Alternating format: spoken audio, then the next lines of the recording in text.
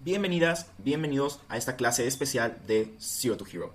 El día de hoy vamos a ver un tema bastante padre, bastante controversial hasta cierto punto, pero creo que también es bastante útil para las personas que lo vean el entender cuál es la lógica detrás de una herramienta que está revolucionando la productividad en la programación, y es ChatGPT. Entonces lo que vamos a intentar hacer es, para un nivel principiante, para un nivel básico de Python, cómo se compara el texto, el programa y la lógica detrás de un programa de Python producido por un humano, y cuál es la lógica y los resultados que te da ChatGPT y cómo podemos hacer que esa lógica sea la mejor posible. Es decir, que ChatGPT entienda justamente lo que queremos transmitirle. Entonces esos son los temas de este video. Vamos a comenzar editando un Google Colab. Entonces, para crear un documento como este, lo que hay que hacer es abrir Google Colab, y el primer link que nos va a aparecer justamente es el colab.research de .google. Lo vamos a abrir y muy seguramente van a tener que hacer una cuenta, pero si ustedes ya tienen una cuenta de Google es tan sencillo como dar un clic y vamos a crear un nuevo cuaderno. Como pueden ver, aquí el que dice Untitled 2 es justamente este que estoy manejando. Entonces, si yo aquí me voy y le pico, bueno, quiero que este se llame GPT, y luego tiene esta terminación, para que sepan, este Py significa Python y NB significa Notebook. Pues ya tenemos justamente esto y es lo que nos aparece acá. Si nosotros le diéramos refresh a esta página, van a ver que nuestro proyecto ahora va a tener el mismo nombre. Va a decir aquí GPT. Excelente. Entonces vamos a cerrar esto y vamos a programar acá. Veamos que aquí tenemos dos columnas, dice código y dice texto. Vamos a picarle en texto porque queremos poner un título. Aquí va a usar un sistema de escritura que se llama Markdown. Si ustedes saben LaTeX, ya saben Markdown. Y si no saben Markdown, es algo bastante útil si es que utilizan programación o si quieren hacer documentación, lo que quieran. Creo que es algo muy sencillo. Entonces, no es nada complejo. Si yo quiero poner un título, lo voy a hacer a través de gatos. Y lo voy a poner ChatGPT para Python. ¿Ok? Excelente. Voy a subir esto para que esté hasta arriba y vamos a comenzar. Voy a volver a poner una de texto, porque la dinámica va a ser que voy a escribir un reto y luego voy a ver cómo puedo hacerlo yo con mi lógica de programación y cómo podría hacerlo ChatGPT. ¿Ok? Entonces vamos a hacer el primer reto y justamente va a ser: crea una clase, de repente vamos a poner objeto con Python que simule un cliente de una tienda online. Añade una función útil. Punto. Ok. Entonces, tenemos este reto y es algo que parecería que nos podrían pedir ya sea en un examen o en una entrevista. Entonces, crea una clase, un objeto con Python que simule un cliente de una tienda online. Entonces, es bastante ambiguo. No nos están diciendo ninguna especificación. Se nos puede ocurrir un millón de cosas de lo cual nos podrían dar, ¿no? Añade una función útil. Entonces, esto nos lo preguntaron en un examen. ¿Qué haces a continuación? Bueno, yo como programador lo que haría primero es crear justamente con class una clase y le voy a poner client. Entonces la clase cliente, porque me está diciendo crea una clase de Python que simule un cliente de una tienda online. Ok, entonces lo que yo voy a hacer es, y vamos a abrir acá Paint, vamos a ponerle uno nuevo, es pensar en el problema. Me están diciendo que tengo que hacer un cliente, ¿no? Este es el cliente. Pero la pregunta al mismo tiempo me está diciendo que este cliente es el cliente de una tienda online. Entonces la tienda online es un ente que existe, va a existir lo que sea en el desarrollo del código, ¿no? Entonces este es la tienda. La tienda, yo voy a suponer que tiene una base de datos. O sea, la tienda tiene una base de datos, supongo. Y esa base de datos pues va a tener datos sobre los productos, el precio, pues, quién trabaja ahí, lo que sea. Y yo supongo que esa base de datos va a tener también información sobre sus clientes. Esa sería la estructura más lógica que yo podría pensar. Entonces esta base de datos tiene información sobre sus clientes. Por ejemplo, si eres miembro o creaste una cuenta, pues también estás aquí basada en la base de datos. Entonces este cliente, número uno, es reconocido por la tienda a través de esa base. Pero también el cliente va a querer acceder a cuáles son los productos, etc. Entonces también va a querer acceder a la base de datos en alguna función o en algún apartado donde se le muestren las cosas que se le quiere mostrar. ¿Ok? Eso significa que aquí en medio existe algo que va a facilitar esa comunicación. Esa es mi lógica, de nuevo. Yo estoy diciendo que esto existe, nadie me asegura. Eso es lo que yo como programador estoy pensando que está pasando. Y aquí esto se llama API, solo para que lo sepan. Entonces significa que si yo voy a hacer una clase cliente, mi clase cliente lo que va a tener que hacer realmente es comunicarse. O sea, vean, lo que realmente, así ya fuera de broma, lo que va a hacer mi clase es comunicarse con el API, no va a hacer nada más. Pero, ¿por qué? ¿Con quién más se va a comunicar si existe una persona más?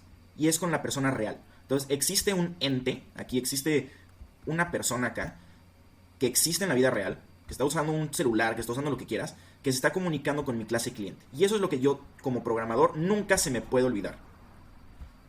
Que aquí esto va a dar información y regresar información de una persona real, ¿ok? Porque hay muchos programas que simplemente se comunican con bots, o sea, es un bot que se comunica con otro bot. Eso es diferente. Aquí yo nunca tengo que olvidarme que estoy hablando con una persona real. Y hasta la voy a poner en otro color, la voy a poner en... Vamos a poner cafecita. Y vamos a poner también unos ojitos. Y que esté feliz. Porque entiende lo que está pasando. Ahí está. Entonces, nunca se nos puede olvidar eso. Creo que eso es una de las enseñanzas más grandes que les puedo dejar. Nunca olviden cuando un programa sí se comunica con una persona real y cuando no. Porque cuando sí se comunica con una persona real, lo más importante es que esa persona real entienda lo que le estás dando y que te pueda decir lo que quiere. Si no puedes hacer eso, tu código no sirve. Si es con un bot, pues sí puedes, ¿no? Es más sencillo porque hay un protocolo. Pero aquí hay que ser cuidadosos entonces. Habiendo dicho todo esto, la función o la clase que yo voy a hacer justamente va a ser... Primero que nada yo tengo que saber quién es él, ¿no? ¿Quién es esta persona? Entonces lo que yo voy a hacer es... Lo voy a iniciar con un username. ¿Ok? Entonces para que yo sepa quién es, vamos a hacerlo sencillo, no hay password. Con un username, para yo saber quién es. Y el username usualmente va a ser tu IP o lo que quieras. Entonces ahí está el username. Y así lo vamos a iniciar. Y vamos a poner acá self.username es igual a username. Y ¿saben qué? Vamos a hacerlo bien. También le vamos a poner un password.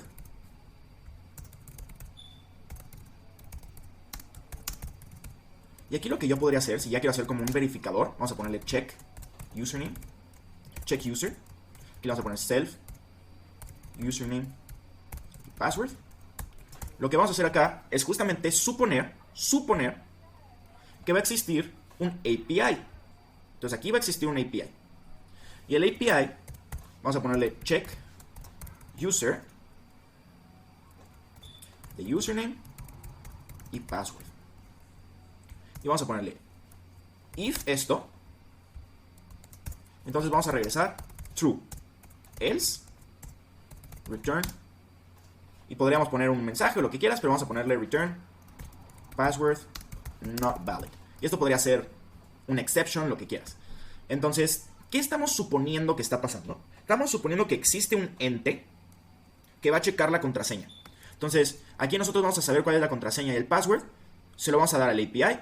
El API va a tener un mecanismo que tienen los APIs para revisar aquí si esa sí es su contraseña y su username. Si sí es, nos va a decir a nosotros que eso es true y nosotros regresamos este true. Entonces, vean que mi código depende de que esto exista. Ok. Y simplemente vamos a poner otra función que se llame check product. Y aquí vamos a ponerle if product, vamos a ponerle if API punto check product de product return API punto get product else return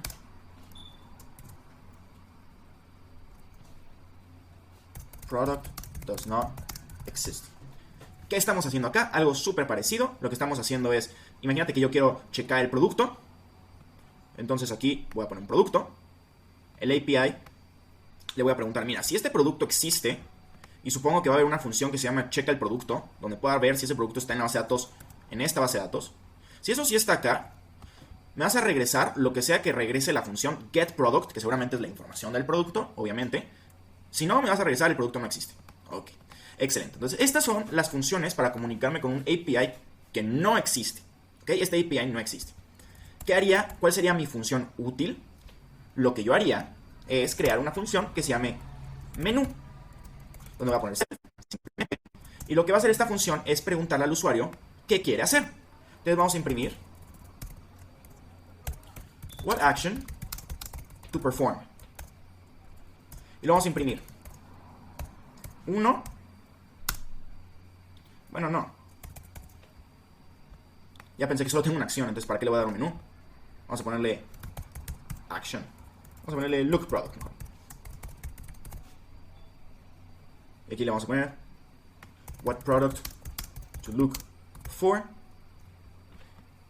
Aquí le vamos a poner product. Va a ser igual a un input que diga product. Y luego lo que vamos a poner es if self.check product.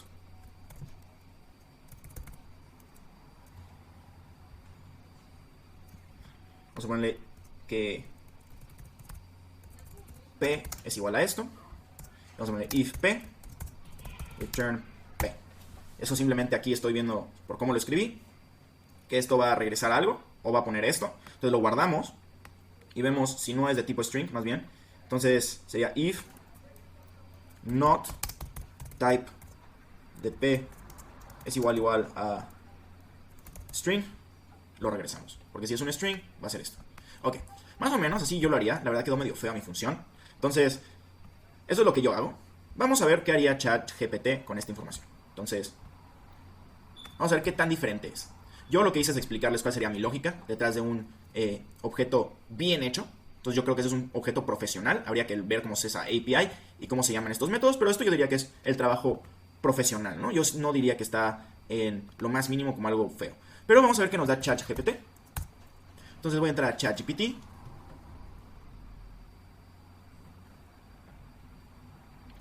Y vamos a ponerle aquí en el chat. Utilizando Python, resuelve de la manera más profesional el siguiente ejercicio. Supongamos que le ponemos eso. Y el ejercicio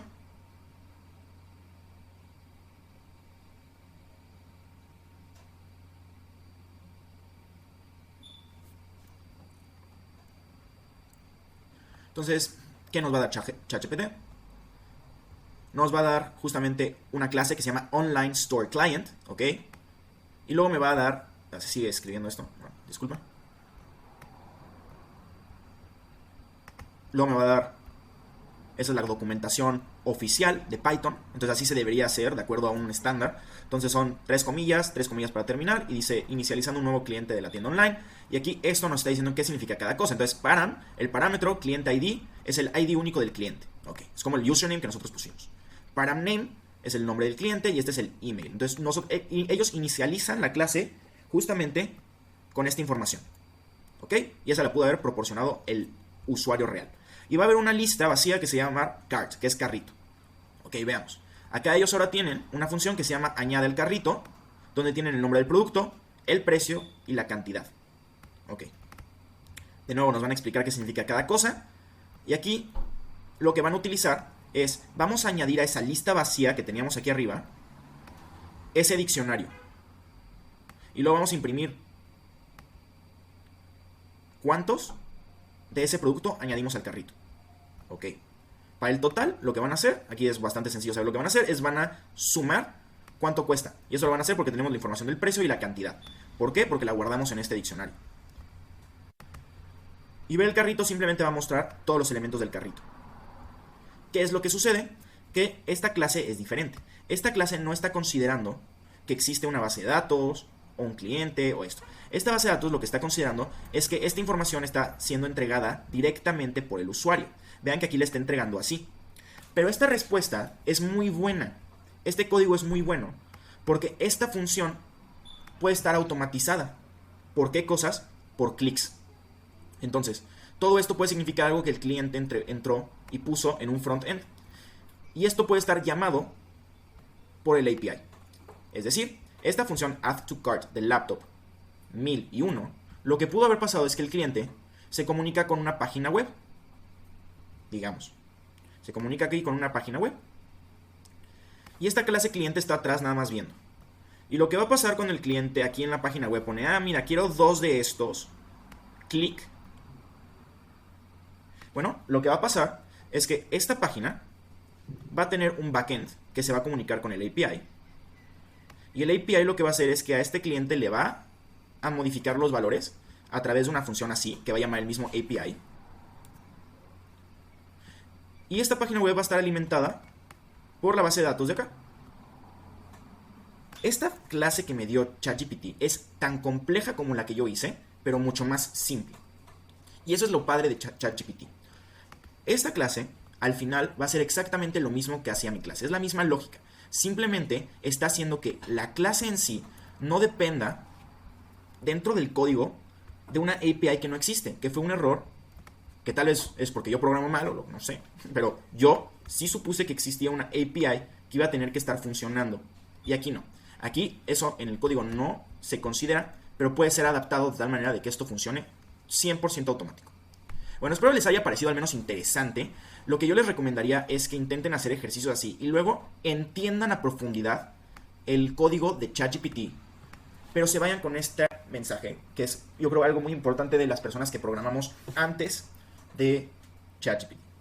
Este es un mensaje personal, entonces siempre intenten lo primero, a menos que ya sea algo que ya hayan hecho ustedes, ¿no? Si es algo que ya han hecho ustedes o que quieren repasar, vayan directamente a ChatGPT.